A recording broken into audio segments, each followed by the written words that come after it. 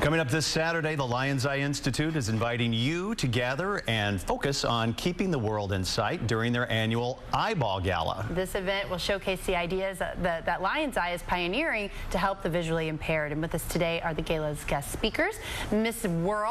World, April Lufriu, Lisa Butler, and Samantha Barlow herself, a transplant recipient. Ladies, welcome to Studio 10. Thanks for having us. It's interesting, you all have a very personal connection to this.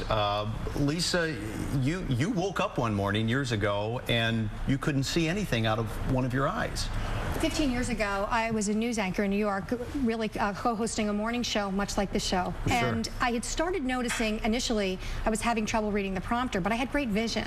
So that didn't seem right, but you know, you're in denial. Yeah. Oh, I'm fine, I'm not getting older, I don't need glasses. Right. And then it literally progressed overnight into waking up one morning and putting my eye makeup on, and I couldn't see out of my left eye. What's going through your mind at that point? I have to tell you, I remember, it's like having a smell when you're in an accident, or and then that always brings you back. It is so visually just imprinted on my brain. I remember it was complete panic. I remember I actually broke out into a sweat because I'm also a type 1 diabetic, had the disease at that point for about 30 years. So I thought, oh my goodness, is this diabetes related?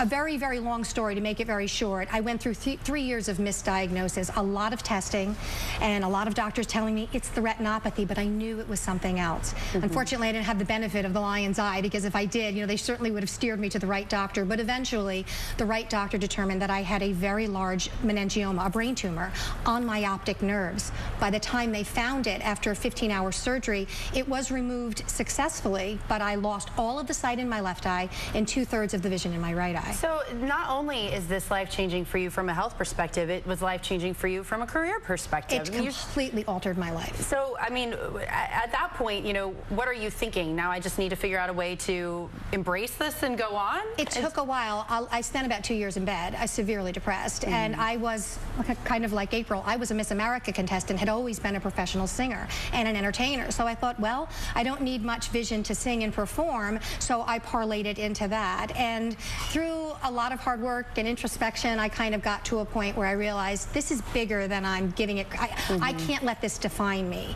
So I knew that I had to find a way to pay it forward, and that's how I came to the Lion's Eye. And Samantha, Lion's Eye has helped you. You had a number of procedures because of your limited vision. Tell us what it was like once things got straightened out and you saw leaves for the first time. What was going through your mind there?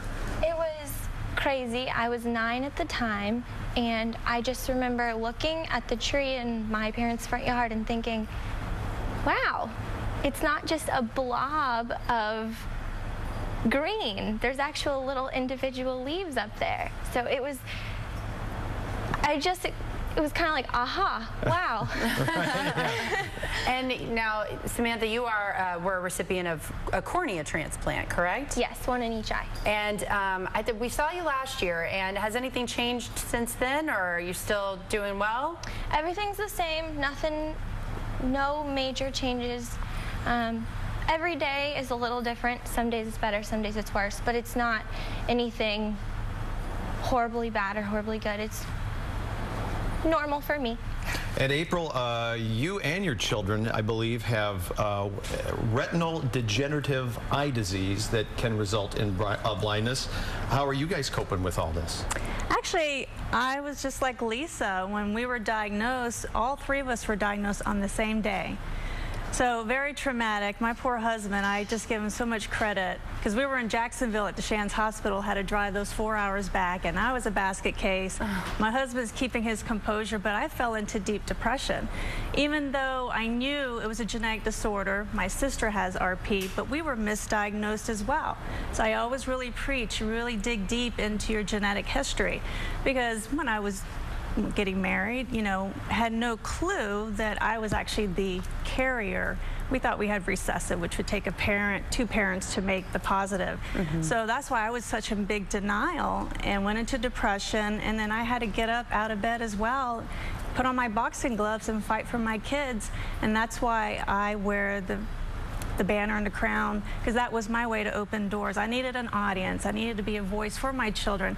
I needed to raise awareness for retinitis pigmentosa because I got so tired of hearing, what is that? Are there preventative steps that they can take to help your children, or what needs to happen in regard to their treatment? Well, it's a progressive disease, so everyone is completely different, and you know, it can happen quickly, it can happen slowly. I'm trying to use the pace of my sister, and hopefully we're on that same route, because she's now 45 and she's now challenged and can't drive and can't read books and things like that. Can you still drive and things like that, or no? I do, but I was diagnosed at 40, so the later you're diagnosed, I will actually progress later. Now, my children being diagnosed at a younger age, they will fall into blindness a lot quicker than me.